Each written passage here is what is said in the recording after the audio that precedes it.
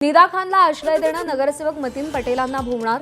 मतीन पटेलांचं नगरसेवक पद रद्द करण्याची प्रक्रिया सुरू. महापौरांची माहिती. मतीन पटेलांनी अनधिकृत बांधकाम केल्याचंही उघड. महाराष्ट्र पालिका कायद्यानुसार कारवाईची शक्यता. नाशिक टीसीएस प्रकरणी निदा खानच्या चौकशीत धक्कादायक माहिती समोर. पीडितेच्या घरी जाऊन धार्मिक विधी केल्याचं तपासात समोर. धार्मिक विधी आणि शिक्षणातून पीडितेचं मतपरिवर्तन केल्याचंही उघडकीस. नाशिकमधील टीसीएस प्रकरणातील आरोपी निदा खानचा मोबाईल क्लोनिंगसाठी प्रयोगशाळेत पाठवला. निदाच्या मोबाईलमधून अनेक रहस्य बाहेर येण्याची शक्यता. निदानं डिलीट केलेले मेसेज, व्हिडिओ, नंबर्स पुन्हा रिकव्हर होणार.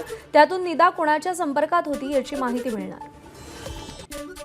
निदा खान इम्तियाज जलील यांच्या भावाच्या पत्नीचे नातेवाईक, त्यामुळेच जलील यांचा निदा खानशी थेट संबंध. संजय शिरसाट यांचा गंभीर आरोप. मुख्यमंत्र्यांना पत्र पाठवून चौकशीची मागणी केली.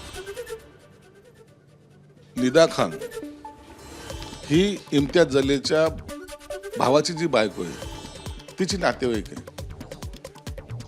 आता हे नवीन प्रकरण समोर आलेलं आहे आणि म्हणून आता ती नातेवाईकच निघत असेल तर प्रकरण आणखीन गांभीर्याने घ्यायची गरज आहे. नाशिकमधील टीसीएस प्रकरणातील आरोपी निदा खानला आज कोर्टात हजर करणार. निदा खानची पोलीस कोठडी आज संपणार. नाशिक रोड न्यायालयात तिला हजर केलं जाईल. निदा खानची पोलीस कोठडी वाढवून देण्याची मागणी सरकारी वकील करणार. धर्मांतर आणि लैंगिक अत्याचार प्रकरणी आरोपींना मदत केल्याचा निदा खानवर आरोप आहे.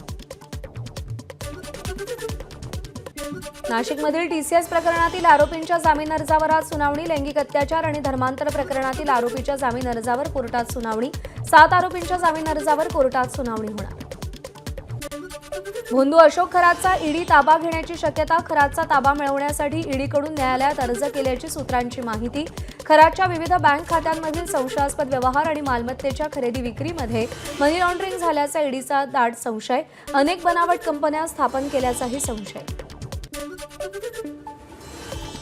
बीडमध्ये अघोरी पूजेचा धक्कादायक प्रकार. न्यायालयीन कोठडीत असलेल्या सुरेश कुटेच्या कंपनीसमोर अघोरी पूजा. कापलेलं लिंबू आणि रक्ताचं थारोळं. नेमका इथे कशाचा बळी दिला गेला? अघोरी पूजा कोणी केली याची सर्वत्र चर्चा. सुरेश कुटे आणि त्यांची पत्नी अर्चना कुटे सध्या न्यायालयीन कोठडीत. मालेगावचे माजी महापौर अब्दुल मलिक यांच्यावर गोवंश तस्करीचा गुन्हा. शहरामध्ये 3 ठिकाणी पोलिसांचे छापे. 18 गोवंशांना ताब्यात घेतलं. बकरीच्या पार्श्वभूमीवर जनावरं विक्रीसाठी आणल्याचा संशय. पोलिसांची कारवाई सुरू असताना अब्दुल मलिक यांनी शासकीय कामात अडथळा आणला.